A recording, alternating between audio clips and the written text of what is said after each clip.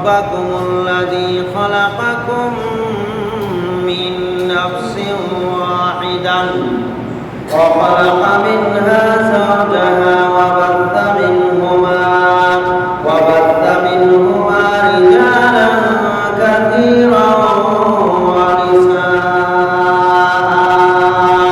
واتقوا الله الذي تساءلون به والأرحام إن الله كان عليكم رقيبا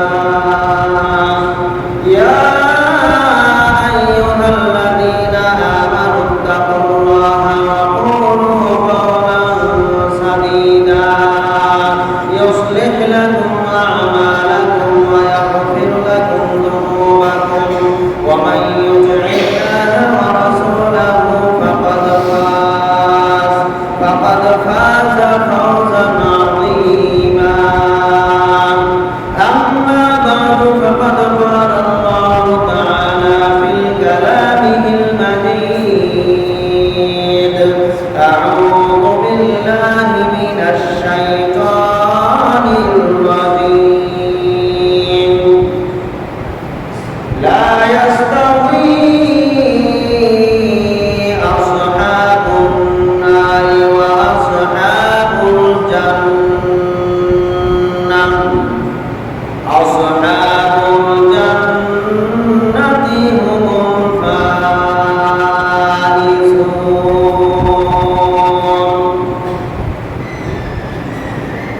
عن عائشة رضي الله تعالى عنها قالت قال رسول الله صلى الله عليه وسلم ركعة الفجر خير من الدنيا وما فيها رواه مسلم وعن عبد الله بن مسعود رضي الله تعالى عنه قال قال رسول الله صلى الله عليه وسلم من جاهده بيده فهو مؤمن ومن جاهده بلسانه فهو مؤمن ومن جاهده بقلبه فهو مؤمن ليس وراء ذلك من الإيمان حبة خردل رواه مسلم উপস্থিত সম্মানিত মুসলিয়ানে কেরাম পর্দার উপরে অবস্থানরত মা বোনেরা প্রশংসা জ্ঞাপন করছি সেই মহান মনিবের দরবারে যার অশেষ মেহেরবানিতে মহিমান্বিত মাস মাহে রমাদান পেরিয়ে শাওয়ালের দ্বিতীয় জুমআতে জুমার সালাত আদায় করার জন্য মসজিদে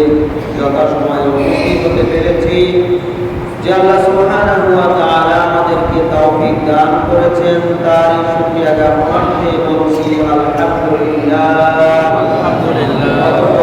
সালাম বর্ষিত বিশ্বনবী সাইয়্যিদুল মুরসালিন ফাতামান নবীন রাহমাতুল লিল আলামিন যেই নবী দ্বীনকে প্রতিষ্ঠা করে দিয়েছেন বিভিন্ন জিহাদ যুদ্ধে শরীক হয়ে, যেই নবী অনেক ত্যাগ দীক্ষা করে দ্বীনকে প্রতিষ্ঠা করে আমাদের মাঝে রেখে গিয়েছেন, সেই নবী মুহাম্মদুর রাসূলুল্লাহ সাল্লাল্লাহু আলাইহি ওয়াসাল্লামের উপরে বর্ষিত হোক অসংখ্য দরুদ সালাম। আল্লাহুম্মা সাল্লি আলাইহি আল্লাহুম্মা বারিক আলাইহি। সম্মানিত উপস্থিতি, শাওয়ালের দ্বিতীয় জুমআতে রমাদান পরবর্তী করণীয় এবং বর্তমান প্রেক্ষাপট নিয়ে কিছু আলোচনা রাখার জন্য চেষ্টা করব ইনশাআল্লাহ। ওমা তাওফীকি ইল্লা বিল্লাহ আলাইহি তাওয়াক্কালতু ওয়া ইলাইহি উনীব। রব্বি ইশরাহ লি সাদরি ওয়া ইয়াসসির লি আমরি ওয়াহলুল উকদাতাম মিন লিসানি ইয়াফকাহু কাওলি। রমাদান পরবর্তী সময়ে আমরা অধিকাংশ মানুষ আগের মতোই অবস্থানে রয়ে গেছি, বিশেষ করে আল্লাহর হুকুম আল্লাহর নির্দেশ পালনের ব্যাপারে। রমাদান মাসে যারা ফরজ সালাত সহ নফলের গুরুত্ব নিয়েছি, রমাদান মাস পার হয়ে যাওয়ার পরে তাদেরকে ফরজেও এখন আর পাওয়া যায় না।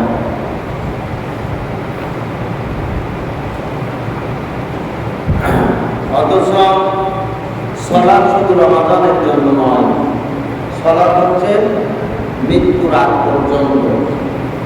আল্লাহ তাআলা বলেন ওয়া'বুদ রাব্বাকা হাত্তা ইয়াতিয়াকাল ইয়াকিন। তুমি তোমার রবের দাসত্ব গোলামি করো, তার ইবাদত করো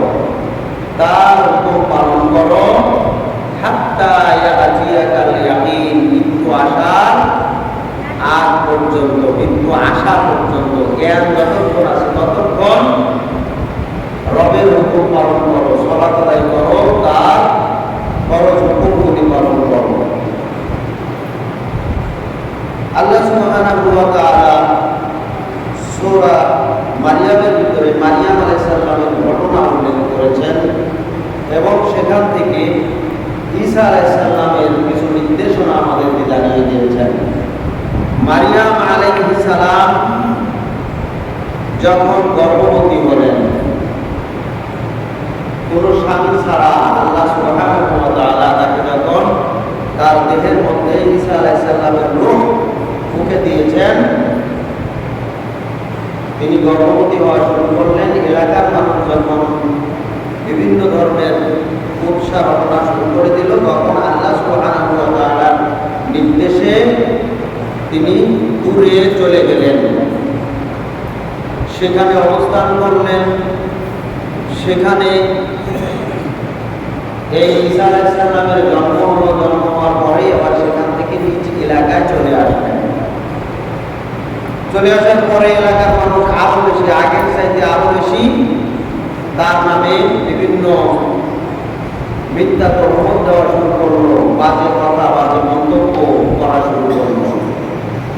আল্লাহ সুবহানাহু ওয়া তাআলা মারিয়ামকে কোন কথা বলতে নিষেধ করলেন, কারণ ওয়ারিদানিল জাহিলিন, আল্লাহ তাআলার নির্দেশ হচ্ছে তুমি জাহেলদেরকে, মূর্খদেরকে এড়িয়ে চলো। এই জাতি হচ্ছে মূর্খ জাতি, এদেরকে এত সহজে বোঝানো যাবে না। এজন্য এদের সাথে তর্ক বিতর্কে লিপ্ত হওয়ার প্রয়োজন নাই। তোমার কথাটা বন্ধ রাখো, তাদের সাথে তর্ক বিতর্ক করার কোনো প্রয়োজন নাই, বরং ইশারায় কথা বলো।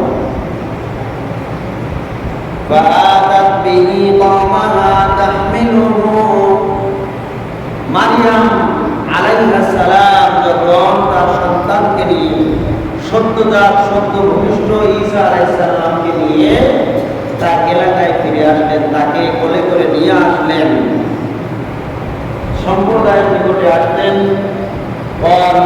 তখন তার সম্প্রদায়ের লোকেরা বলল, ইয়া মারিয়াম, হে মারিয়াম, লাকাদ জিতি শাইআন ফারিয়া, তুমি তো বড় আশ্চর্যজনক একটা কর্মকাণ্ড ঘটিয়েছো, অদ্ভুত একটা কর্মকাণ্ড ঘটিয়েছো।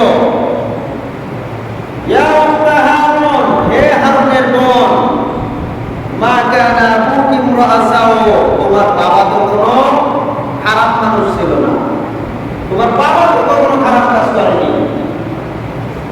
ওয়া মা কানাত উম্মুকি বাগিয়া, আর তোমার মাও তো কোনো সীমালঙ্ঘন কাজ করেনি, তোমার মা তো ব্যভিচারিণী ছিল না, সেও তো কখনো কোনো পাপের কাজ করেনি। তাহলে বোঝা যাচ্ছে তার এই সম্প্রদায়ের এই ভাষার মাধ্যমে বোঝা যায় ভালো বাপ মা হলে ভালো সন্তান জন্মগ্রহণ করে, আর বাপ মা যদি ভালো না হয় তাহলে সন্তানও খারাপ হতে পারে। মারিয়ামকে তারা খারাপ ভাবতে লাগলো, কারণ তার বিবাহ হয়নি, অথচ তার সন্তান কিভাবে আসে? বিবাহ ছাড়া, স্বামী ছাড়া সন্তানকে কেউ বৈধ সন্তান বলে না, বরং সবাই জানে এটা অবৈধ সন্তান। অবৈধ কাজ করা ছাড়া এই সন্তান আসতে পারে না। অতএব এই জঘন্য ব্যভিচারে যারা লিপ্ত হয় তারা কোনো নিজেরাও ভালো মানুষ হতে পারে না, কোনো ভালো মানুষের সন্তানও হতে পারে না। একজন পাপিষ্ঠ ব্যক্তির বাপ মাও পাপিষ্ঠ, বাপ মাও দায়ী সন্তান পাপিষ্ঠ হওয়ার কারণে, সন্তান পাপিষ্ঠ হওয়ার জন্য। কারণ বিশ্বনবী মুহাম্মদুর রাসূলুল্লাহ সাল্লাল্লাহু আলাইহি ওয়াসাল্লাম বলেন, মা মিন মাওলুদিন ইল্লা ইউলাদু আলাল ফিতরা, প্রত্যেক সন্তান যখন জন্মগ্রহণ করে, পৃথিবীতে আগমন করে, তখন সে একবারে নিষ্পাপ অবস্থায় দুনিয়াতে আসে, ইসলামী বৈশিষ্ট্য নিয়ে, ইসলামী স্বভাব নিয়ে দুনিয়াতে আসে, তার কোনো পাপ থাকে না। ফাআবাওয়াহু ইউহাওয়িদানিহি, অতঃপর তার পিতামাতা তাকে ইহুদি বানায়, আও ইউনাসসিরানিহি, অথবা তাকে খ্রিস্টান বানায়, আও ইউমাজ্জিসানিহি, অথবা তাকে অগ্নি পূজক বানায়। অর্থাৎ পিতামাতা যেমন সন্তানকে তেমন বানায়। পিতামাতা বেনামাজি হয় তাই সন্তান বেনামাজি হয়, পিতামাতা পাপের সাথে লিপ্ত হয় তাই সন্তান পাপের সাথে লিপ্ত হয়। পিতামাতা যেমন সন্তান তেমনই ভাবে গড়ে ওঠে, পিতামাতা যেমন সন্তানকে সেভাবে গড়ে তোলার জন্যই চেষ্টা করে। পিতামাতা খারাপ হলে সন্তানের জন্য যত ভালো চেষ্টা করুন না কেন, এই সন্তান ভালো হওয়ার আশঙ্কা, ভালো হওয়ার আশা খুব কম। এটাই বলে দিচ্ছেন তার সম্প্রদায়ের লোকেরা, হে মারিয়াম, তোমার বাবা কখনো খারাপ মানুষ ছিল না, সে ভালো তোমার মা কখনো খারাপ মানুষ ছিল না, সেও ভালো মানুষ ছিল, তাহলে তুমি এমন কর্মকাণ্ড কিভাবে করতে পারলে? ভালো মানুষের সন্তান তো ভালো মানুষ ছাড়া খারাপ মানুষ হতে পারে না, খারাপ হতে পারে না। তুমি কিভাবে খারাপ হতে পারলে? এটা তো আমাদের বোধগম্য নয়, আমাদের বুঝে আসে না।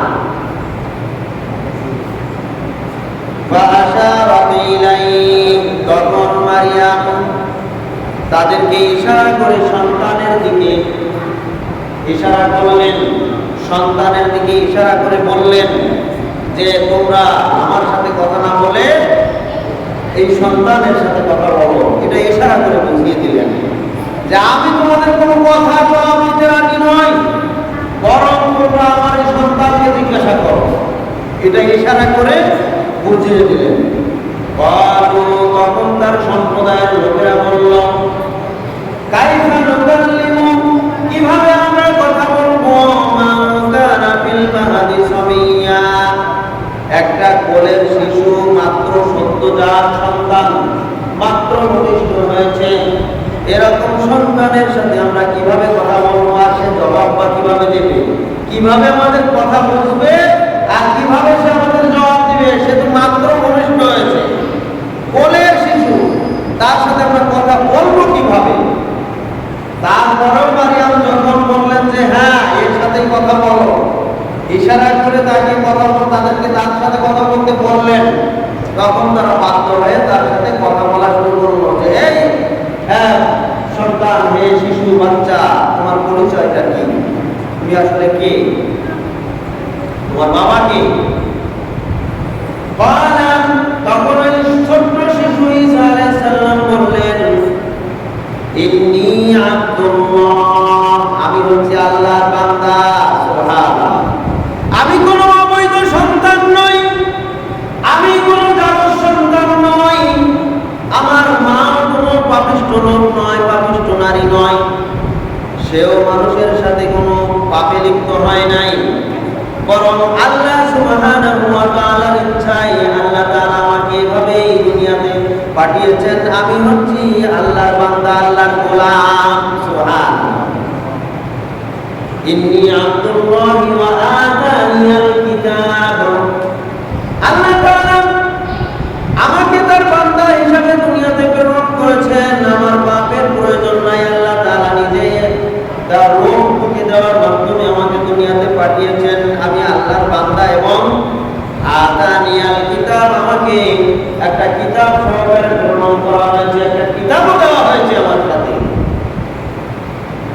ওয়াজআলানি নাবিয়্যা, আর আমাকে নবীও করা হয়েছে। সুবহানাল্লাহ, আমাকে একটা কিতাবও দেওয়া হয়েছে, নবীও করা হয়েছে। ছোট্ট কোলের শিশু। সুবহানাল্লাহ, শুধু তাই নয়, ওয়াজআলানি মুবারাকান আইনামা কুনতুম, যেখানেই আমি থাকি না কেন আমাকে আল্লাহ তাআলা বরকতময় করেছেন, আমার মাধ্যমে অনেক বরকত হাসিল হবে। সুবহানাল্লাহ, আমি একটা বরকতময় ব্যক্তি, আমি সাধারণ কোনো ব্যক্তি নই। আমার প্রথম পরিচয় হচ্ছে আমি আল্লাহর বান্দা, দ্বিতীয় পরিচয় হচ্ছে আমি আল্লাহর পক্ষ থেকে প্রেরিত কিতাব প্রাপ্ত ব্যক্তি, তৃতীয় পরিচয় হচ্ছে আমি আল্লাহর পক্ষ থেকে প্রেরিত নবী, চতুর্থ পরিচয় হচ্ছে আমি সাধারণ মানুষ নই, আমি একটা বরকতময় ব্যক্তি। সুবহানাল্লাহ, ওয়া আওসানি বিস-সালাতি ওয়াজ-যাকাতি মা দুমতু হাইয়্যা, আমার রব আমাকে কিছু নির্দেশ দিয়েছেন, এই নির্দেশগুলি পালন করার ব্যাপারে তিনি আমাকে নির্দেশনা দিয়েছেন। আমার রব আমাকে নির্দেশ দিয়েছেন সালাতের প্রতি, আমি যেন সালাত আদায় করি, সালাত কায়েম করি। আমার রব আমাকে নির্দেশ দিয়েছেন যাকাত প্রদানের জন্য, আমি যেন যাকাত প্রদান করি, মানুষের কাছ থেকে যাকাত আদায় করে, ধনীদের কাছ থেকে যাকাত আদায় করে গরিবদের মধ্যে বিতরণ করে দেই। যাকাত কায়েমের প্রতি আমাকে নির্দেশ দিয়েছেন। আর এই কাজগুলি আমার রব নির্দিষ্ট কিছু সময়ের জন্য সময় বেঁধে দেন নাই। রমজান মাসলে সিয়াম পালন করবো, বাকি 11 মাসে খবর নাই, এরকম না। শুধু জুমার দিনে একত্র সালাত আদায় করবো আর সারা সপ্তাহে সালাতের খবর থাকবে না, এমন নিয়ম আল্লাহ তাআলা আমাকে দেন নাই, আমার রব আমাকে দেন নাই। মাঝে মাঝে মানুষের সাথে যখন মিলবো, মসজিদে যখন অবস্থান করবো, তখন দুই এক ওয়াক্ত সালাত আদায় করতে মন চাইলে আদায় করবো, এজন্য আমাকে সালাত আদায় করতে বলা হয় না। বরং وأوصاني بالصلاة والزكاة ما دمت حيا, আমার রব আমাকে সালাতের নির্দেশনা দিয়েছেন, সালাত আদায় করার কথা বলেছেন, সালাত প্রতিষ্ঠা করার কথা বলেছেন, যাকাত প্রতিষ্ঠা করার কথা বলেছেন। মা দুমতু হাইয়া, যতক্ষণ পর্যন্ত, যতদিন পর্যন্ত আল্লাহ তাআলা এই দুনিয়াতে আমাকে হায়াত রেখেছেন, যতদিন পর্যন্ত বেঁচে থাকার সুযোগ দিয়েছেন, ততদিন পর্যন্ত আল্লাহ তাআলার এই নির্দেশকে আমি যেন পালন করে যাই। সুবহানাল্লাহ, এটা আল্লাহ তাআলার নির্দেশ। যতদিন পর্যন্ত আমার হায়াত রয়েছে, ততদিন পর্যন্ত আমি যেন এটা চালিয়ে যাই, এর থেকে বিরত না হই। সম্মানিত উপস্থিতি, এটা আল্লাহ তাআলার নির্দেশ। এজন্যই আল্লাহ তাআলা বলছেন, আল্লাযীনা হুম আলা সালাতিহিম দাঈমুন, ঈমানদারদের বৈশিষ্ট্য হচ্ছে, ঈমানদারদের বিশেষ কোয়ালিটি হচ্ছে, গুণ হচ্ছে, তারা তাদের রবের দাসত্ব করবে, গোলামি করবে, সালাত আদায় করবে। দাঈমুন, সব সময় সালাত আদায় করবে, কখনো সালাত থেকে বিরত থাকবে না। অর্থাৎ প্রত্যেক দিন 5 ওয়াক্ত সালাত আদায় করবে, এক ওয়াক্ত সালাত থেকে বিরত থাকবে না। এভাবেই ওয়া'বুদ রাব্বাকা হাত্তা ইয়াতিয়াকাল ইয়াকিন, তারা তাদের রবের দাসত্ব গোলামি করবে তাদের মৃত্যুর আগ পর্যন্ত। সুবহানাল্লাহ, এটা হচ্ছে ঈমানদারদের কোয়ালিটি, বৈশিষ্ট্য। মাঝে মাঝে সালাত আদায় করবে আর মাঝে মাঝে বিরত থাকবে, এটা ঈমানদারদের গুণ বৈশিষ্ট্য নয়। এমনকি যতক্ষণ পর্যন্ত জ্ঞান আছে ততক্ষণ পর্যন্ত সালাত আদায় করতে হবে, যত কঠিন পরিস্থিতির মধ্যেও থাকা হোক না কেন, যত কঠিন পরিস্থিতি তার সামনে আসুক না কেন, এই সালাত থেকে বিরত থাকার কোন এখতিয়ার কোন বান্দাকে আল্লাহ তাআলার পক্ষ থেকে দেওয়া হয়নি। আল্লাহর নবী বিশ্ব নবী মুহাম্মদুর রাসূলুল্লাহ সাল্লাল্লাহু আলাইহি ওয়াসাল্লাম আল্লাহর এই দ্বীনকে প্রতিষ্ঠা করার জন্য জিহাদের ময়দানে শরীক হয়েছেন।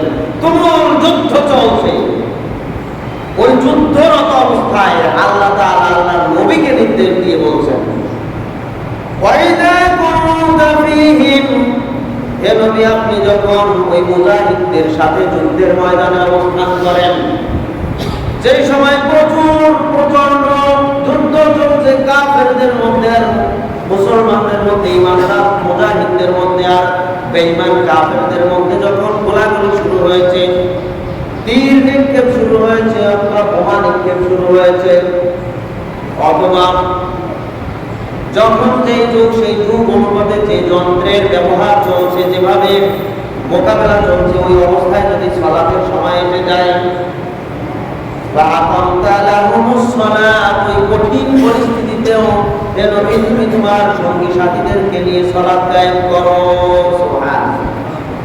ওই কঠিন পরিস্থিতিতে সালাত থেকে দেরি করার সুযোগ নাই, বিরত থাকা তো বহু পরের কথা, বরং ওর মধ্যেই তুমি সালাত কায়েম করো। তবে আমি আল্লাহ তোমাকে একটু সহজ করে দিচ্ছি।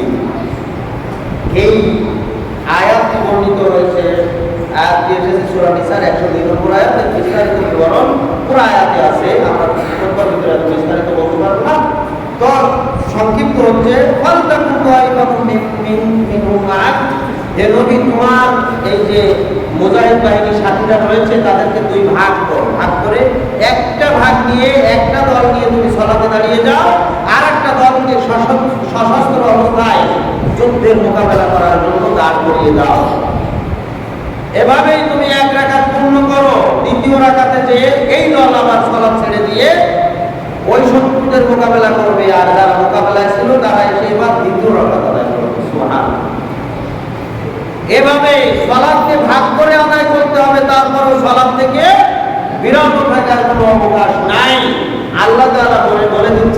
নিসার 102 নম্বর আয়াত। যে কোনো পরিস্থিতিতে এই সালাত আদায় করতে হবে এবং এই সালাতকে নির্ধারিত নির্দিষ্ট অল্প কিছু সময়ের জন্য, কিছু দিনের জন্য নয়, আজীবন আদায় করতে হবে। অথচ রমজান মাস চলে গেল, আমাদের অধিকাংশ নামাজীদের এখন কোনো খবর নাই। ইমাম আহমদ বিন হাম্বলকে এক ব্যক্তি জিজ্ঞাসা করলো, হে ইমাম, কিছু মানুষ দেখা যায় রমজান মাসে সালাত আদায় করে, রমজান মাসে ইবাদত করে, রমজান চলে গেলে তাদের আর কোনো খবর নাই, এদের ইবাদত কতটুকু কবুল হবে? তখন ইমাম আহমদ বিন হাম্বল অত্যন্ত রাগান্বিতভাবে বললেন, আউযু বিল্লাহ, আমি আল্লাহর কাছে পানাহ চাই ওই সমস্ত ব্যক্তি থেকে। আউযু বিল্লাহ, আমি আল্লাহর কাছে আশ্রয় চাই, পানাহ চাই ওই সকল ব্যক্তি থেকে যারা রমজান মাসে ইবাদত করে, রমজান চলে গেলে আর খবর থাকে না। এই সকল ব্যক্তিদের থেকে আমি পানাহ চাই। হুম উব্বাদু রমাদান, এরা হচ্ছে রমজানের দাস, এরা হচ্ছে রমজানের গোলাম। ওয়ালা উব্বাদু রব্বি রমাদান, এরা কখনো রমজানের রবের গোলাম নয়। যেই রব রমজান মাস দিয়েছেন ওই রবের গোলাম এরা কখনো নয়, এরা হচ্ছে রমজানের গোলাম। এরা শুধু রমজান মাসে ইবাদত করে, রমজান মাসের ইবাদতকে গুরুত্ব দেয়, রমজান মাসে সালাতকে গুরুত্ব দেয়, ফরজ সালাতকে তো দেয়, নফল সালাতেরও গুরুত্ব দেয়। রমজান মাস চলে গেলে নফল তো দূরের কথা, ফরজেরও খবর থাকে না। নাউযুবিল্লাহ, এরা হচ্ছে উব্বাদু ওয়ালা উব্বাদু রব্বি রমাদান, এরা রমজানের রবের গোলাম কখনো নয়। নাউযুবিল্লাহ, এদেরকে রমজান মাসে ফরজ সালাতে দেখা গিয়েছে, নিয়মিত না দেখা গেলেও মাঝে মাঝে দেখা গিয়েছে। ফরজ সালাতে দেখা তো গিয়েছে, আবার নফল সালাতেও দেখা গিয়েছে। নফল সালাতে রাতে তারাবির সালাতে তাই তো এখানে 4 কাতার 5 কাতার, প্রথম রমজানে 9 কাতার পর্যন্ত মুসল্লি হয়েছে পুরুষ, মহিলাও তার চেয়ে বেশি। 9 কাতার পর্যন্ত মুসল্লি নফল সালাতে অর্থাৎ তারাবির সালাতে হয়েছে। ফরজ সালাতেও রমজানের প্রথম 2-1 দিন এরকম 8 কাতার 9 কাতার মুসল্লি ফজরের সময়েও হয়েছে, মাগরিবের সালাতেও হয়েছে। অথচ রমজান মাস চলে গেছে, নফল তো দূরের কথা, ফরজ সালাতে আজকের জুমার দিনের মতো একটা গুরুত্বপূর্ণ দিবসে ফজরের জামাতে মাত্র 1 কাতার মুসল্লি হয়েছে। বাকি 8 কাতার মুসল্লি কোথায়? এদের কি ফজরের সালাতের দরকার নাই? ফজরের সালাতের কোনো দাম তাদের কাছে নাই? ওই রমজান মাসে তারাবি, ওই প্রথম 2-1 দিন তারাবির গুরুত্ব তাদের কাছে অনেক বেশি হয়ে গেল আজকে ফজরের চাইতে। আয়েশা রাদিয়াল্লাহু তাআলা আনহা বলেন, রাসূল সাল্লাল্লাহু আলাইহি ওয়াসাল্লাম বলেছেন, রাকাতাল ফজরি খায়রুম মিনাদ দুনিয়া ওয়া মা ফিহা। 2 রাকাত ফজরের সালাত, ফজরের সুন্নত সালাত, ফরজ না কিন্তু 2 রাকাত ফজরের সুন্নত সালাত দুনিয়া এবং দুনিয়ার মাঝখানে যা কিছু রয়েছে, এটা শুধু বাঘাটা গ্রামের যত সম্পত্তি রয়েছে এটা না, কিন্তু বাঘাটা গ্রামের যত বিল্ডিং আছে এগুলি না, বাঘাটার মানুষের যত ধন সম্পদ টাকা পয়সা আছে এগুলির কথা বলা হয়নি। এই পুরা নরসিংদী সদর উপজেলার কথা বলা হয়নি, পুরা নরসিংদী জেলার কথা বলা হয়নি, গোটা বাংলাদেশের কথাও বলা হয়নি। পুরা পৃথিবীতে যা কিছু রয়েছে, সুবহানাল্লাহ, বাংলাদেশের মতো এরকম একটা গরিব রাষ্ট্র না, বরং অনেক বড় বড় রাষ্ট্র, ধনী ধনী রাষ্ট্র আছে, সব মিলে সারা পৃথিবীতে যা কিছু রয়েছে সব কিছুর কথা বলা হয়েছে। রাকাতাল ফজরি খায়রুম মিনাদ দুনিয়া ওয়া মা ফিহা, এই দুনিয়ার মধ্যে যা কিছু রয়েছে, যত জায়গা জমি রয়েছে, যত বিল্ডিং অট্টালিকা রয়েছে, যত টাকা পয়সা রয়েছে, যত ধন সম্পদ, যত স্বর্ণ রৌপ্য হীরা মণি মাণিক্য জহরত যা কিছু রয়েছে সব কিছু বিক্রি করলে যত মূল্য হয়, আল্লাহ সুবহানাহু ওয়া তাআলা একজন ইমানদার ব্যক্তিকে 2 রাকাত ফজরের সুন্নত সালাত আদায়ের বিনিময়ে এর চাইতেও অনেক অনেক অনেক মূল্যবান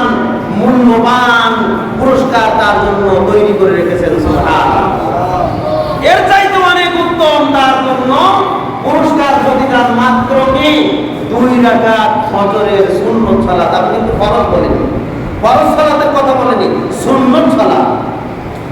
আরেকটি হাদিস শুনেন, عن ابي سعيد الخدري رضي الله تعالى عنه قال سمعت النبي صلى الله عليه وسلم يقول من صام يوما في سبيل الله بعد الله وجهه عن النار 70 خريفا। এটাও সহিহ মুসলিমের হাদিস, আগেরটা সহিহ মুসলিমের হাদিস, এটা সহিহ বুখারীর হাদিস, আগেরটা সহিহ মুসলিমের হাদিস। আবু সাঈদ খুদরী রাদিয়াল্লাহু তাআলা বলেন, আমি রাসূল সাল্লাল্লাহু আলাইহি ওয়াসাল্লামকে বলতে শুনেছি, তিনি বলেছেন মান সামা ইয়াওমান ফি সাবিলিল্লাহ, যে ব্যক্তি একদিন আল্লাহর রাস্তায় সিয়াম পালন করে, সুবহানাল্লাহ, মাত্র একদিন, বা'দাল্লাহু ওয়াজহাহু আনিন নার, আল্লাহ তাআলা যদি ওই একদিনের সিয়াম তার কবুল করেন, তাহলে এর বিনিময়ে তার এই চেহারাকে, তার এই দেহকে, তার এই শরীরকে দূরে রাখবেন জাহান্নাম থেকে 70 খরিফান, 70 বছরের পথ দূরে। সুবহানাল্লাহ, 70 বছরের পথ কাকে বলে? 70 বছর একটা দ্রুতগামী যানবাহন, সবচেয়ে দ্রুতগামী যানবাহন। আমাদের আমলে যদি বলি তাহলে প্লেনের কথা বলবো। প্লেন হচ্ছে সবচেয়ে দ্রুতগামী যানবাহন। এটা যদি একদিন নয়, 2 দিন নয়, 1 মাস নয়, 2 মাস নয়, 1 বছর নয়, 70 বছর একটানা চললে যত দূর যায়, সুবহানাল্লাহ, এটা কত দূর যাবে আমরা আমাদের কম্পিউটারকে ফেলে যাব হিসাব বের করতে, হিসাব করে শেষ করা যাবে না কত দূরে যাবে। 70 বছরে একটানা প্লেন যদি যায় তাহলে কত দূরে যাবে? আল্লাহ তাআলা একদিন সিয়াম পালন করলে তার বিনিময়ে এত দূরে তাকে রাখবেন, সুবহানাল্লাহ। কোথা থেকে? জাহান্নাম থেকে, সুবহানাল্লাহ। এই যে হাদিসটা বললাম, এটা কি ফরজ সিয়াম না নফল সিয়াম? নফল সিয়াম, সুবহানাল্লাহ। নফল সিয়ামের মূল্য যদি এই হয়, আর নফল 2 রাকাত সালাতের মূল্য যদি এত হয়, তাহলে ফরজের ফজিলত কত বেশি, ফরজের মূল্য কত বেশি? কেউ কখনো কল্পনা করেছেন? ফরজের মূল্য কত বেশি এটা আল্লাহ তাআলাই ভালো জানে। তবে আমরা কোরআন হাদিস গবেষণা করে পড়ে যতটুকু বুঝেছি তাতে বুঝতে পেরেছি, আল্লাহ তাআলা যে ফরজ হুকুমগুলি করেছেন, এইগুলি পালন করা প্রত্যেক মুসলিমের, প্রত্যেক ইমানদারের ঈমানি দায়িত্ব। এইগুলি পালন করার মাধ্যমে তাদের ঈমান ঠিক থাকবে, ঈমান ঠিক রাখবে, তাদের ইসলাম ঠিক রাখবে। যদি পালন না করে ইসলাম থেকে বের হয়ে যাবে। এর অসংখ্য দলিল রয়েছে। এটা শুধু সালাতের ক্ষেত্রে নয়, আল্লাহ তাআলার প্রত্যেকটা ফরজ হুকুমের ক্ষেত্রে যদি এই ফরজ হুকুমগুলি পালন করে তাহলে তার ইসলাম ঠিক থাকবে, তার ঈমান ঠিক থাকবে, তার জান্নাত ঠিক থাকবে। যদি এই ফরজ হুকুমগুলি পালনে ত্রুটি হয় অথবা না থাকে, তাহলে তার ঈমান ঠিক থাকবে না, তার জান্নাতও ঠিক থাকবে না, মৌখিকভাবে যত দাবি করুক না কেন। নাউযুবিল্লাহ।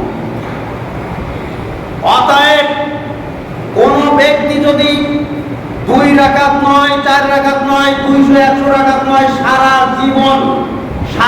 জীবন যদি মৃত্যুর আগ পর্যন্ত সারা রাত নফল সালাত কাটিয়ে, নফল সালাতে কাটিয়ে দেয়, আর মাত্র ইচ্ছাকৃতভাবে 1 ওয়াক্ত নয়, 1 রাকাত ফরজ সালাত ছেড়ে দেয়, মাত্র 1 রাকাত ফরজ সালাত ছেড়ে দেয়, 1 ওয়াক্তের কথা আমি বলি, মাত্র 1 রাকাত ইচ্ছাকৃতভাবে যদি কোনো ব্যক্তি ফরজ সালাত ছেড়ে দেয়, তাহলে সারা জীবনে 2 রাকাত নয়, সারা জীবনের যত নফল ইবাদত, এই সমস্ত নফল ইবাদত দিয়ে 1 রাকাতের ঘাটতি পূরণ করার ক্ষমতা, 1 রাকাত ঘাটতি তার পূরণ হবে না, সুবহানাল্লাহ।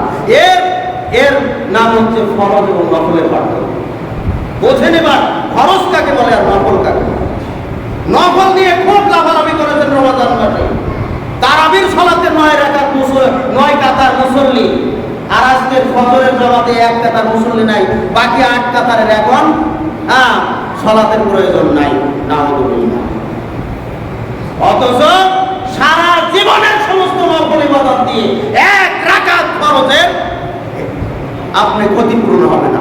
ফরজ এত দামি, ফরজ ত্যাগ করা মানেই হচ্ছে ইসলাম ত্যাগ করা, ফরজ ত্যাগ করা মানেই হচ্ছে ঈমান ত্যাগ করা, ফরজ ত্যাগ ত্যাগ করা মানেই হচ্ছে জান্নাত ত্যাগ করা, ফরজ ত্যাগ করা মানেই হচ্ছে জাহান্নাম খরিদ করা। নাউযুবিল্লাহ। অতএব ফরজ, এটা ফরজ কোন ইবাদত ফজিলত শুনে শুনে আদায় করতে হয় না। ফরজ কোন ইবাদতের ক্ষেত্রে এত বেশি ফজিলতের কথাও বলা হয়নি, বর্ণিত হয়নি। যত ফজিলত সব হচ্ছে নফলের ক্ষেত্রে। আমি দুইটা হাদিস পেশ করেছি, এটা হচ্ছে নফলের ক্ষেত্রে এত ফজিলত, ফরজের কথা বলা হয়নি। ফরজের মাধ্যমে ব্যক্তির জান্নাত নিশ্চিত করতে হয়। এরপরে যখন সে জান্নাতি হবে তখন এবার তার নফল তার মর্যাদাকে বাড়িয়ে দেবে। সুবহানাল্লাহ। ফরজ ইবাদতে যদি ত্রুটি হয় তাহলে নফল থেকে ওই ত্রুটিগুলো পূর্ণ করা হবে, কিন্তু ফরজ ইবাদতই নাই, এর জন্য ওই জান্নাত তার জন্য নাই। নাউযুবিল্লাহ। সম্মানিত উপস্থিতি, এ সম্পর্কে দু একটি দলিল বলছি, সময় শেষের দিকে চলে এসেছে, কথা অনেক বেশি রয়েছে। রাসূল সাল্লাল্লাহু আলাইহি ওয়াসাল্লাম ওসিয়ত করে বলে গিয়েছেন, লা তুশরিক বিল্লাহি শাইআন, তুমি আল্লাহর সাথে কাউকে শিরিক করো না। ওয়ালা তাতরুকুস সালাতা আমাদান, এবং ইচ্ছাকৃতভাবে ফরজ সালাত ছেড়ে দিও না। কেননা মান তারাকা সালাতা আমাদান মুতাআম্মিদান ফাকাদ খারাজা মিনাল মিল্লাত, যে ব্যক্তি ইচ্ছাকৃতভাবে এক ওয়াক্ত ফরজ সালাত ছেড়ে দেয় সে ইসলাম থেকে বের হয়ে যায়। খারাজা মিনাল মিল্লাত, মিল্লাত থেকে, ইসলাম থেকে, দ্বীন থেকে বের হয়ে যায়। নাউযুবিল্লাহ।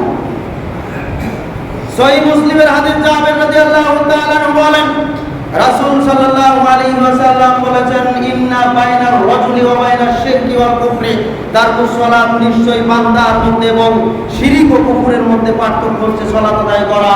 যারা সালাত আদায় করে তারা আল্লাহর বান্দা, যারা সালাত আদায় করে না তারা শিরক এবং কুফরিতে লিপ্ত। নাউযুবিল্লাহ। এজন্য আল্লাহ তাআলা বলেন সূরা রুমের 33 নম্বর আয়াত, মুনিবিনা ইলাইহি ওয়াত্তাকুহু ওয়া আকিমুস সালাতা ওয়া লা তাকুনু মিনাল মুশরিকিন। মুনিবিনা ইলাইহি, তুমি আল্লাহর দিকে একনিষ্ঠভাবে ফিরে এসো। ওয়াত্তাকুহু, তাকে কেবল ভয় করো। ওয়া আকিমুস সালাত, আর তুমি সালাত প্রতিষ্ঠা করো, সালাত আদায় করো, সালাত কায়েম করো। ওয়া লা তাকুনু মিনাল মুশরিকিন, তুমি মুশরিকদের অন্তর্ভুক্ত হয় না। অর্থাৎ যারা সালাত কায়েম করে, সালাত আদায় করে, তারা মুশরিক থেকে মুক্ত, মুশরিক হওয়া থেকে মুক্ত। আর যারা সালাত আদায় করে না তারা শিরকের মধ্যে লিপ্ত। এজন্যই আল্লাহ তাআলা বলেন, ওয়ালা তাকুনু মিনাল মুশরিকিন, তুমি সালাত থেকে বিরত থেকে মুশরিকদের অন্তর্ভুক্ত হয় না, মুশরিক হয়ে যেও না, বরং সালাত আদায় করো, শিরক থেকে বেঁচে থাকো। তাহলে শিরক আর কুফরের মধ্যে আর আল্লাহর বান্দার মধ্যে পার্থক্য হচ্ছে সালাত আদায় করা। রমজান মাসে নফলের গুরুত্ব দিয়েছেন, আর এখন ফরজের কোনো গুরুত্ব নাই। এই সকল বান্দার আল্লাহর কোনো প্রয়োজন নাই, এরা আসলে আল্লাহর সন্তুষ্টির জন্য সালাত আদায় করে না। নাউযুবিল্লাহ। সম্মানিত উপস্থিতি, রাসূল সাল্লাল্লাহু আলাইহি ওয়াসাল্লাম তাদেরকে মুসলিম বলেননি যারা সালাত আদায় করে না। সালাত আদায় যারা করে না তাদেরকে মুসলিম বলেননি। এ সম্পর্কে একটি হাদিস সহিহ নাসাইর 857 নম্বর হাদিস, আন মিহজান আন্নাহু কানা ফি মাজলিসি মা রাসূলিল্লাহ সাল্লাল্লাহু আলাইহি ওয়াসাল্লাম। একদা মিহজান রাদিয়াল্লাহু তাআলা আনহু রাসূল সাল্লাল্লাহু আলাইহি ওয়াসাল্লামের এক মজলিসে বসা ছিলেন। ফাআযানা বিস-সালাত, এমন অবস্থায় মুয়াজ্জিন সালাতের জন্য আযান দিল। স্থানটা হয়তো মসজিদের খুব কাছাকাছি ছিল, সেই মজলিসে মিহজান বসেছিলেন। সেটা ছিল রাসূল সাল্লাল্লাহু আলাইহি ওয়াসাল্লামের মজলিস। এই মজলিস চলছিল, এর ইতিমধ্যেই ফাআযানা বিস-সালাত, মুয়াজ্জিন সালাতের জন্য আযান দিলেন। ফাকামা রাসূলুল্লাহ সাল্লাল্লাহু আলাইহি ওয়াসাল্লাম, এরপর রাসূল সাল্লাল্লাহু আলাইহি ওয়াসাল্লাম সেখান থেকে চলে গেলেন, জামাতে ইমামতি করলেন, সালাত আদায় করলেন। সুম্মা রাজা, এরপরে আবার ওই স্থানে চলে আসলেন। সালাম ফেরানোর পরে আবার ওই মজলিসের স্থানে চলে আসলেন। ওয়া মিহজান ফি মাজলিসিহি, এসে দেখলেন যে মিহজান ঠিক সেভাবেই বসে রয়েছে যেভাবে রাসূল সাল্লাল্লাহু আলাইহি সাল্লাম তাকে বসা অবস্থায় দেখে গিয়েছিলেন, এবং তাকে দেখে বুঝতে পারলেন যে তিনি সালাতে যাননি। ফাকালা লাহু রাসূলুল্লাহ সাল্লাল্লাহু আলাইহি ওয়াসাল্লাম, রাসূল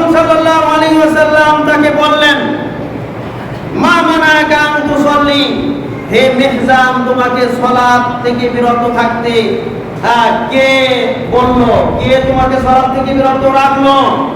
কে তাকে তোমাকে সালাত আদায় থেকে বিরত রাখলো, নিষেধ করলো? কেন তুমি সালাত আদায় করলে না? আলাস্তা বিরাজুলিন মুসলিম, তবে কি তুমি মুসলিম নও? আলাস্তু বিরাজুলিন মুসলিম, হে মেহজান তবে কি তুমি মুসলিম নও?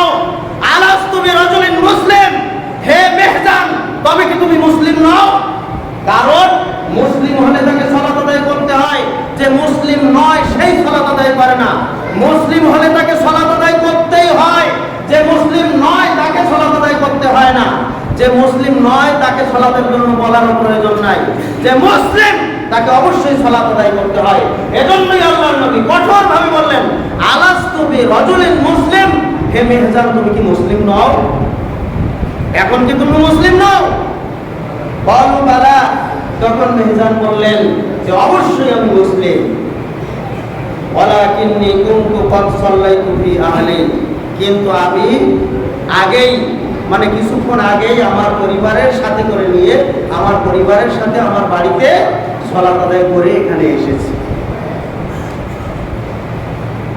ফাকাল লাহু রাসূলুল্লাহ সাল্লাল্লাহু আলাইহি ওয়াসাল্লাম, তখন রাসূল সাল্লাল্লাহু আলাইহি ওয়াসাল্লাম তাকে বললেন, ক্বাদ সাল্লাইতা ফিয়া ইদা জিতা ফাসাল্লি মান নাস, যদি কখনো এরকম হয় যে তুমি সালাত আদায় করে এসেছো, মানুষের মধ্যে আবার এসেছো, মসজিদে এসেছো বা মসজিদের নিকটে এসেছো, এখানে বহু মুসল্লি এরকম রয়েছে জুমার দিনে সালাত আদায় করে অথবা মানুষকে দেখানোর উদ্দেশ্যে মাঝে মাঝে সালাত আদায় করে। এরকম ব্যক্তি মসজিদে আযান হচ্ছে, আশেপাশে ঘোরাফেরা করে গল্প গুজব করে ওখান থেকে চলে যায়, সালাত আদায় করে না। এখানেই রয়েছে, আমার জানা মতে বহু ব্যক্তি রয়েছে। সম্মানিত উপস্থিতি, আল্লাহ রাসূল বলছেন, যদি তুমি বাড়িতে সালাত আদায় করেই থাকো তোমার পরিবারকে নিয়ে, তারপরেও তোমার উচিত হচ্ছে যখন তুমি মসজিদে আসবে অথবা মসজিদের নিকটবর্তী আসবে, নিকটবর্তী হবে, ওই অবস্থায় যদি সালাতের সময় হয় অথবা জামাতের সময় হয়, তাহলে ফাসাল্লি মান নাস ওয়া ইন কুনতা ক্বাদ সাল্লাইতা, সালাত আদায় করে থাকলেও তুমি এই জামাতে শরীক হয়ে আবার সালাত আদায় করো। সুবহান, সালাত আদায় করে থাকলেও আবার সালাত আদায় করো।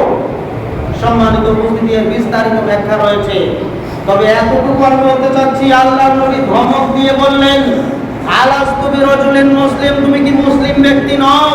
মুসলিম ব্যক্তি মৌখিকভাবে দাবি করলে হবে না, সালাত আদায়ের মাধ্যমে প্রমাণ করতে হবে আমি আপনি মুসলিম। সালাত নাই মুসলিম হওয়া যাবে না, সালাত আছে তো মুসলিম। এ আল্লাহর নবী এই হাদিসের মাধ্যমে বুঝিয়ে দিলেন। অতএব এ সম্পর্কে অনেক দলিল আছে, সব বিস্তারিত বলা সম্ভব নয়।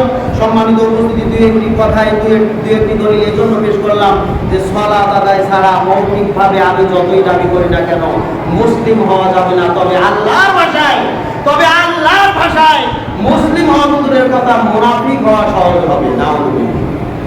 কারণ মুনাফিকরাও সালাত আদায় করেন, মুসলিমরাও সালাত আদায় করে।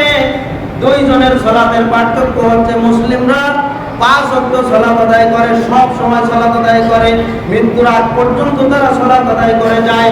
আর মুনাফিকদের সালাত হচ্ছে মাঝে মাঝে সালাত আদায় করে, আবার মাঝে মাঝে মনে চাইলে আদায় করে আর মনে চাইলে ছেড়েও দেয়। এটা হচ্ছে মুনাফিকদের সালাত।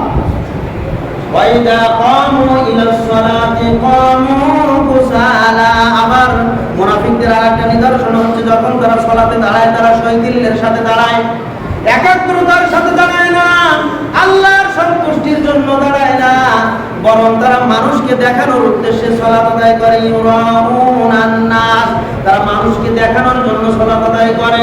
ওয়ালা ইয়াযকুরুনাল্লাহা ইল্লা কালিলা, আসলে তারা আল্লাহকে খুব অল্পই স্মরণ করে, মাঝে মাঝে আল্লাহকে স্মরণ করে। ওই যে রমাদান মাসে আল্লাহকে একটু ডেকেছে, স্মরণ করেছে, রমাদান মাস চলে গেছে, এখন আর খবর নাই, এখন আর মসজিদে পাওয়া যায় না। এটা হচ্ছে কি? ওয়ালা ইয়াযকুরুনাল্লাহা ইল্লা কালিলা, এরা খুব অল্পই আল্লাহকে স্মরণ করে। এটা হচ্ছে মুনাফিকদের নিদর্শন, এটা ঈমানদারদের কোনো নিদর্শন নয়। নাউযুবিল্লাহ।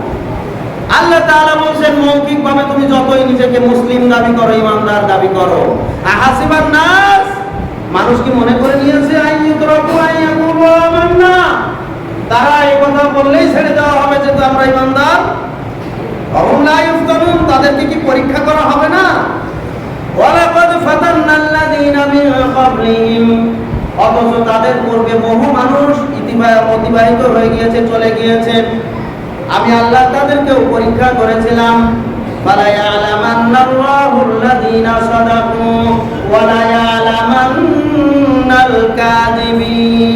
আমি আল্লাহ তাদেরকে এই পরীক্ষার ব্যবস্থা এজন্যই রেখেছি, এই পরীক্ষার মাধ্যমে আমি বাছাই করে নিতে চাই, জেনে নিতে চাই কারা তাদের কথায় সত্যবাদী এবং কারা তাদের কথায় মিথ্যাবাদী। যারা ইমানদার ব্যক্তি তারা বলে লা ইলাহা ইল্লাল্লাহ, আল্লাহ ছাড়া অন্য কোনো ইলাহকে মানি না, আল্লাহ ছাড়া আর কারো দাসত্ব গোলামি করি না। ইয়্যাকা না'বুদু ওয়া ইয়্যাকা নাস্তাঈন, হে আল্লাহ একমাত্র তোমারই ইবাদত করি, তোমারই দাসত্ব গোলামি করি এবং তোমার কাছেই চাই। এভাবেই যারা আল্লাহর সাথে ওয়াদাবদ্ধ হয়, ঈদের দিনে ওয়াদাবদ্ধ হয়, জুমার দিনে ওয়াদাবদ্ধ হয়, আর আসরের সালাতে এসে কথাটা ঠিক রাখে, আল্লাহ তাআলা আবার যখন ডাক দেয় তখন আল্লাহর ডাকে সাড়া দেয়। এটা হচ্ছে সত্যবাদী ব্যক্তিদের নিদর্শন। আর যারা আল্লাহর হুকুম পালন করে না, আল্লাহর পরীক্ষায় উত্তীর্ণ হওয়া দূরের কথা অংশগ্রহণই করে না। পরীক্ষা কাকে বলে? আল্লাযী খালাকাল মাউতা ওয়াল হায়াতা লিয়াবলুয়াকুম আইয়ুকুম আহসানু আমালা। আল্লাহ তাআলা বলেন সূরা মুলকের 2 নম্বর আয়াত, আল্লাহ তাআলা মানুষকে হায়াত ও মাউত দিয়ে, অর্থাৎ নির্ধারিত সময় দিয়ে, নির্ধারিত হায়াত দিয়ে প্রেরণ করেছেন। এজন্য লিয়াবলুয়াকুম, তিনি তোমাদেরকে পরীক্ষা করে দেখতে চান, আইয়ুকুম আহসানু আমালা, তোমাদের মধ্যে কে কর্মে উত্তম, আমলে উত্তম, উত্তম আমলকারী। এটাই হচ্ছে পরীক্ষা। একজন ব্যক্তির ঈমান আনার পরে পরীক্ষা শুরু হয়ে যায় সালাতের মাধ্যমে। এটাই হচ্ছে উত্তম আমল, এটাই হচ্ছে পরীক্ষা। সালাতে যারা অংশগ্রহণ করে তারা পরীক্ষায় অংশগ্রহণ করে। সালাত যারা সুন্দর করে আদায় করে তারা পরীক্ষা সুন্দরভাবে দেয়। সালাতে অংশগ্রহণ করলে ফলাফল যেমন ভাবে সালাত আদায় করে তেমনি ভাবে ফলাফলের আশা করেন। কিন্তু পরীক্ষায় অংশগ্রহণই করলো না, ফলাফলের আশা কি কেউ করতে পারে? সালাত হচ্ছে পরীক্ষা। প্রত্যেক দিন 5 বার করে আল্লাহ তাআলা পরীক্ষা নিচ্ছেন সালাতের মাধ্যমে। আবার রমজান মাসের সিয়াম হচ্ছে পরীক্ষা। 30 দিন সিয়াম পালনের নির্দেশ দিয়ে আল্লাহ তাআলা পরীক্ষা নিয়েছেন। এভাবেই আল্লাহ তাআলা প্রত্যেকটা ফরজ হুকুম হচ্ছে পরীক্ষা। এই পরীক্ষা এজন্য ব্যবস্থা করেছেন, আল্লাহ তাআলা জেনে নিতে চান কারা আল্লাহর দাস, আল্লাহর গোলাম, আল্লাহর কথা নিজেকে আমলের বিনিময়ে সত্যবাদী হিসাবে প্রমাণ করেছে, আর কারা তাদের আমল না করার মাধ্যমে মিথ্যুক হিসাবে আল্লাহর সামনে প্রমাণ করেছে। এটা এই জন্যই আল্লাহ তাআলা পরীক্ষার ব্যবস্থা রেখেছেন। এটা সূরা আনকাবুতের 3 নম্বর আয়াত, আর সূরা আনকাবুতের 11 নম্বর আয়াতে আল্লাহ তাআলা বলছেন যে আমি পরীক্ষার ব্যবস্থা আমার বান্দাদেরকে এই জন্য রেখেছি, পরীক্ষার ব্যবস্থা এই জন্য তাদের মধ্যে রেখেছে, ওয়ালা ইয়ালামান্নাল্লাহু আল্লাযীনা আমানু ওয়ালা ইয়ালামান্নাল মুনাফিকিন। আল্লাহ তাআলা জেনে নিতে চান কারা ঈমানদার এবং কারা মুনাফিক। যারা আল্লাহ তাআলার হুকুম পালন করে এরা হচ্ছে ঈমানদার, যারা আল্লাহ তাআলার হুকুম পালন করে না এরা হচ্ছে মুনাফিক। কে বলেছেন? আল্লাহ তাআলা বলেছেন। এটা আমার কথা না, এটা আমার বাপ দাদার কথাও না, এটা কোনো আলেম হুজুর আর বুজুর্গানে দিনের কথা না, এটা আল্লাহ তাআলার কথা। সূরা আনকাবুতের 11 নম্বর আয়াত। আল্লাহ তাআলা জেনে নিতে চান এই পরীক্ষার মাধ্যমে, এই সালাতের পরীক্ষার মাধ্যমে, এই সিয়ামের পরীক্ষার মাধ্যমে, এই হজ্জের পরীক্ষার মাধ্যমে, এই আল্লাহ তাআলার প্রত্যেকটা হুকুম নির্দেশ এটা হচ্ছে পরীক্ষা। এই পরীক্ষার মাধ্যমে জেনে নিতে চান কারা এই পরীক্ষায় অংশগ্রহণ সুন্দরভাবে অংশগ্রহণ করে পরীক্ষায় উত্তীর্ণ হলো, ঈমানদার হলো, আর কারা পরীক্ষায় অংশগ্রহণ করলো না অথবা সুন্দরভাবে দিল না, ফেল করলো, এরা মুনাফিক হয়ে গেল। নাউযুবিল্লাহ। ঈমানদার এবং মুনাফিকের মধ্যে পার্থক্য করার জন্য আল্লাহ তাআলার নির্দেশ। আবার আল্লাহ তাআলা 3 নম্বর আয়াতে বলছেন কারা তাদের কথায় সত্যবাদী আর কারা তাদের কথায় মিথ্যাবাদী। এটা দেখার জন্যই আল্লাহ তাআলা পরীক্ষার ব্যবস্থা করেছেন। অতএব যারা সালাত আদায় করে না এরা মুনাফিক হতে পারে, ঈমানদার হওয়া পশ্চিমকালেও সম্ভব নয়। এ বিষয়ে আরো যদি বিস্তারিত জানতে চান আমার সাথে বলবেন, আপনাকে চোখে আঙ্গুল দিয়ে দেখিয়ে দেবো, অসংখ্য দলিল দিয়ে। ইনশাআল্লাহ সালাত আদায় না করলে কখনো ঈমানদার থাকা সম্ভব নয়, সালাত আদায় করে ঈমানদার হতে হয়।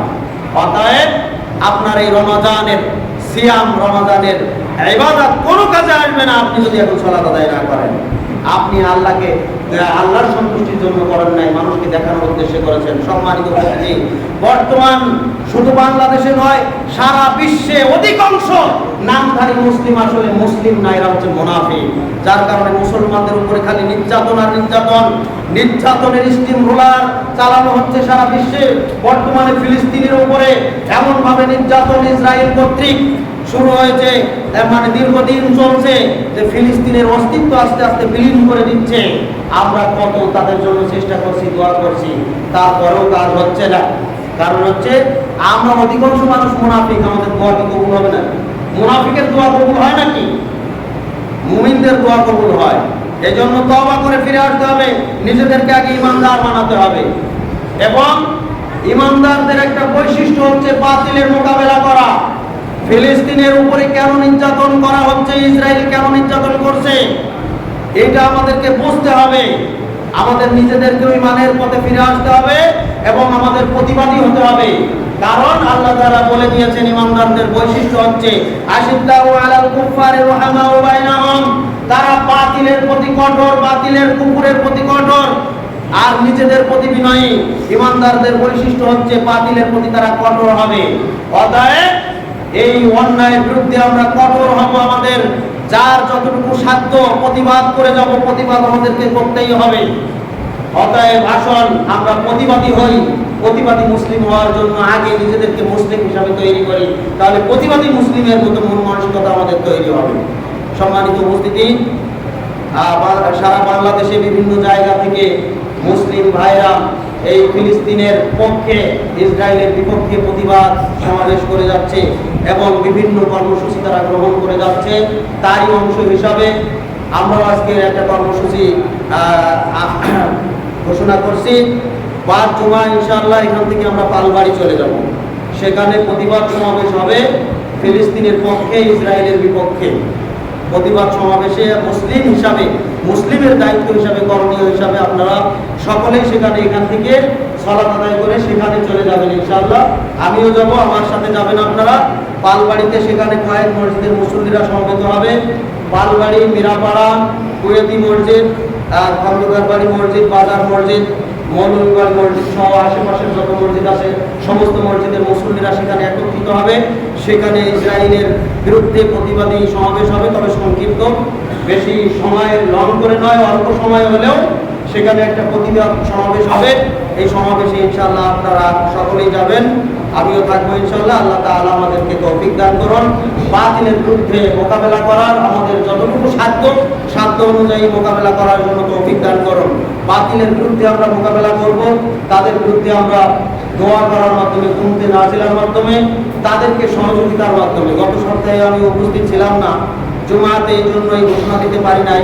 আহলে হাদিস আন্দোলন বাংলাদেশ বা জমিয়তে আহলে হাদিস বাংলাদেশের পক্ষ থেকে আপনাদের কাছ থেকে কিছু সহযোগিতা কামনা করেছে ফিলিস্তিনবাসীদের নিকটে ত্রাণ পাঠানোর জন্য, সাহায্য পাঠানোর জন্য।